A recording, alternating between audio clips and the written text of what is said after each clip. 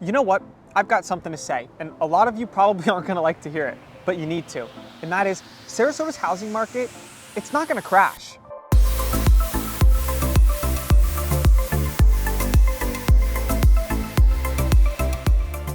Now, I know what you're thinking. Of course you're gonna say that the market's not going to crash. You're a real estate agent. You just want my money. Although I do like money, unfortunately, I have a very strong conscience that gets in the way of lying to people for my own financial benefit. Dang, that moral compass. In all honesty, we need a correction in the market, and we are slowly seeing one. The magic word here is correction, not a crash. I actually have 5 big reasons why Sarasota won't be seeing a housing crash. But first, my name is Zach Payne, and I'm a local real estate agent here in Sarasota. And this channel is all about lying to you for my own financial gain. Wait, no, just kidding. This channel is all about helping those looking to move to Sarasota and the Sarasota area make the most informed decisions about buying and living here. So if that's you, check out my channel and check out some of my other videos. So without further ado, my first reason why Sarasota won't be seeing a housing crash is because of the sheer amount of retirees moving here. Honestly, baby boomers alone could probably keep the Sarasota real estate market alive for the next 10 to 15 years. Behind millennials, baby boomers is the largest generational group out there.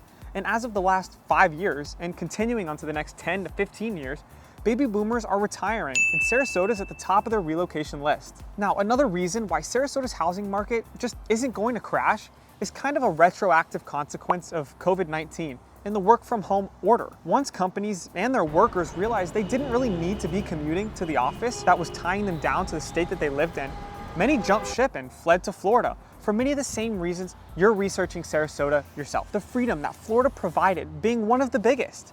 I am so grateful that our state didn't experience the absolute total shutdown that many of the other states saw. I mean, I heard stories from my friends and family that were just terrible. I'm so grateful that we didn't experience that here in Florida. And it's one of the main reasons I will continue to be a resident of Sarasota and Florida as a whole. Imagine this for a second. You live in California and have an average tech job. Say your boss tells you that you now need to work from home. Now you've been looking for a reason out of California for a while anyways, and now the only thing that's holding you back is no longer tying you down. So you take your average $400,000 a year salary and you sell your small 2-bedroom, 2-bathroom home in California for $1.8 million. And you start to look for homes in Sarasota. Now, you quickly become amazed at how affordable homes are here. A 3-bedroom new construction home, $800,000. That's a steal, right? And you're gonna pay that all cash and still have $900,000 left remaining from the sale of your home in California. Plus, when you're putting so much money down on these homes, buyers don't really care about the interest rate because if it gets worse, they'll just pay the mortgage off. I know what you're thinking. This has to be ridiculous hyperbole, but I literally just worked with a client last month who was in this exact same position. These people don't see the same housing market we see.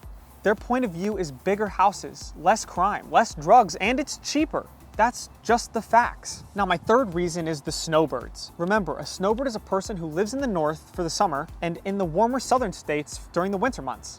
Snowbirds are looking for a second house, and usually the demographic of a snowbird is an older couple and usually retired. But with the work from home movement, that is slowly changing. Now remember, someone looking for a second home is usually financially savvy, and more often than not, a high income earner. You don't just accidentally make enough money to afford multiple homes. Well, usually. The same as the work from home demographic, snowbirds usually have a larger income from another northern state where they work or retired in, and a Florida home isn't as expensive as their home in the north. Remember, a snowbird's mindset is sunshine or bust, and when Sarasota gets around 255 days of sunshine a year, they are happy to dish out all the cash to fulfill that dream. Now, the next reason that Sarasota's housing market it's not going to crash is kind of a 2-in-1, and it's tourism and investors. Because of Sarasota's Gulf beaches and the tropical lifestyle, it attracts millions of people each year vacationing, and these people prefer homes over hotels. Investors and large companies are picking up any and all homes that they can and then turning around and renting them out for a ridiculous amount of money, which in turn is keeping that inventory low. Now, my 5th reason why Sarasota's housing market is not crashing is because of the interest rates. A lot of people were able to buy a home before the craze of the interest rate increase. And at this point, they aren't interested in selling their home only to have to buy a new one and take on another mortgage at 8.5%, even if they feel like they need to downsize or heck, even upgrade, because less people are selling homes. The inventory is still relatively low. And while demand remains high and supply remains low, the housing market in Sarasota will remain strong. All right, guys, there you have it. This is my logical thoughts about Sarasota's housing market. In my eyes, there's no threat of a crash or the floor being pulled out from under you. But you're not in the clear yet. There's still some reasons I would not recommend you to move to Sarasota, but you're gonna have to check them out right here.